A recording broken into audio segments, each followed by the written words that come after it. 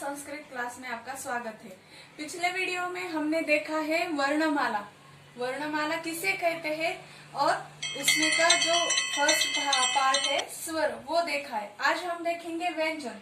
व्यंजन किसे कहते हैं, जैसे कि हमने पिछले वीडियो में देखा है कि स्वर किसे कहते हैं, उसी तरह व्यंजन की भी हम डेफिनेशन देखने वाले हैं।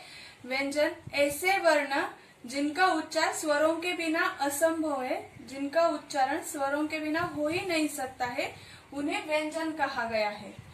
स्वर 13 है, उसी तरह व्यंजन 33 है, 33 है, त्रयस्त्रिंशत है।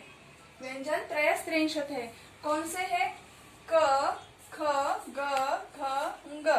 इसे कहते हैं क वर्ग, क्योंकि स्टार्टिंग में क आया है तो क वर्ग कहा गया है। क वर्ग। च, छ, ज, झ, त्र, च वर्ग। यहाँ पे च आया है, च वर्ग। इसी तरह से ये 5 वर्ग है। ट, ठ, ड, ढ, न, ट वर्ग।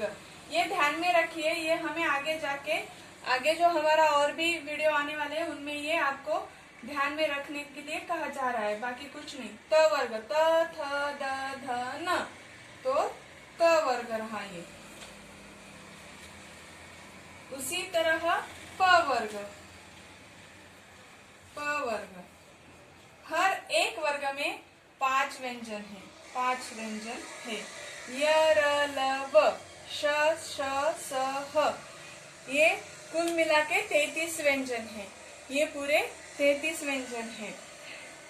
व्यंजन वर्णों का स्वरों के बिना, फिर से ध्यान लगाकर सुनिए, व्यंजन वर्णों का स्वरों के बिना उच्चार ही हो नहीं पाता है, संभव ही नहीं है, उनको क्या कहते हैं? व्यंजन कहते हैं।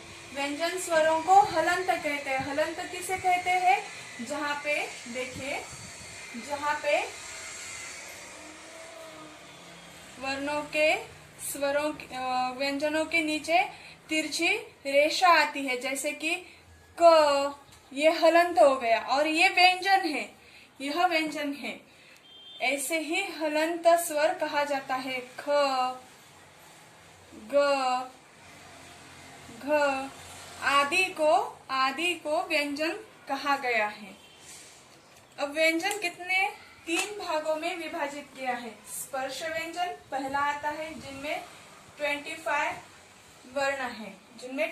वर्ण है, कौन से है? क वर्ग से लेकर प वर्ग तक। क वर्ग से लेकर प वर्ग तक। क, ख, ग, घ, न, च, छ, ज, झ, त्र, ट, ठ, ड, ढ, न, त, थ, द, ध, न, प, फ, ब, भ, म। ये 25 व्यंजन आते हैं। पंचविंशतः व्यंजन स्पर्श व्यंजन में आते हैं। सेकंड है अंतस्थ व्यंजन। अंतस्थ व्यंजन 4 है। अंतस्थ व्यंजन 4 है। य, र, ल, व। अंतस्थ व्यंजन स्वर तथा व्यंजनों के बीच जो वर्ण आते हैं उनको अंतस्थ कहा गया है। ये 4 व्यंजन अंतस्थ व्यंजन है। अंतस्थ,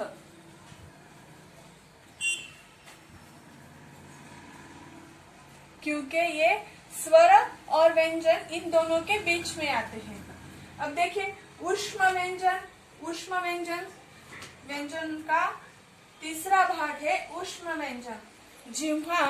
जिह्वा अपने मुख में किसी भाग को रगड़ती है तब ये ऊष्म व्यंजनों का हम उच्चारण करते हैं, जैसे कि श, श, स, ह।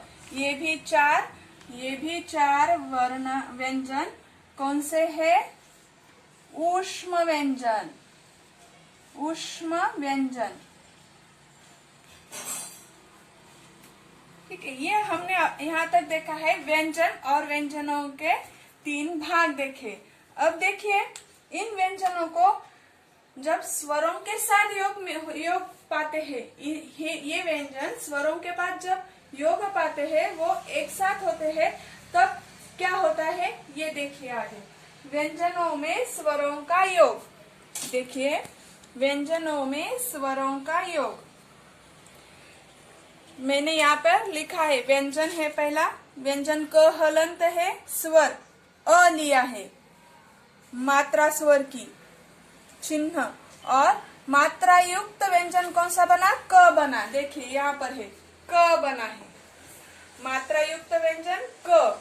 उसी प्रकार देखिए अब व्यंजन क हलंत, तिरछी रेशा मतलब हलंत क। स्वर लिया आ, मात्रा आती है, देखिए यहाँ पे मात्रा देखिए आ की, हो गया का। अब इसी प्रकार और एग्जाम्पल देखने हैं, और एक दो एग्जाम्पल देखते हैं, जैसे कि आपको समझ में आ जाएगा कि स्वर और व्यंजन का योग कैसे होता है। व्यंजन,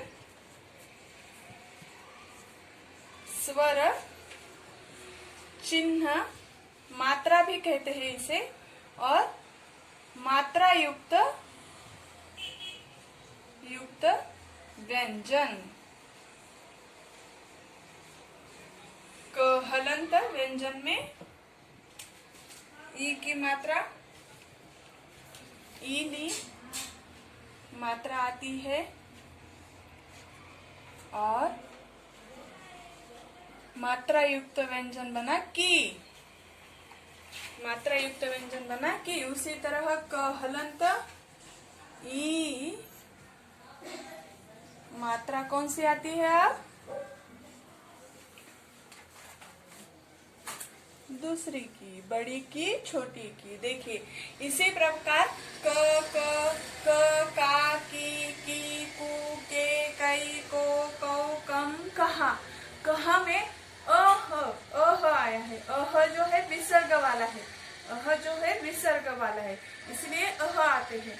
स्वर 13 है, लेकिन 14वां जो है वो आयोगावह विसर्ग व्यंजन है, विसर्ग व्यंजन, आयोगावह विसर्ग, आयोगावह विसर्ग, अह आता है, इसलिए कुल मिलाकर 14 हो जाते हैं। हमने अभी आपको व्यंजन जो है वो बताया है, व्यंजन किसे कहते हैं, स्वरों में व्यंजन और स्वरों का योग मिला के व्यंजन किस तरह से मात्रा युक्त बन जाते हैं, ये सभी बताया है। अगर आपको ये वीडियो अच्छा लगा हो तो आप जरूर लाइक करें, शेयर करें, सब्सक्राइब करें। धन्यवाद।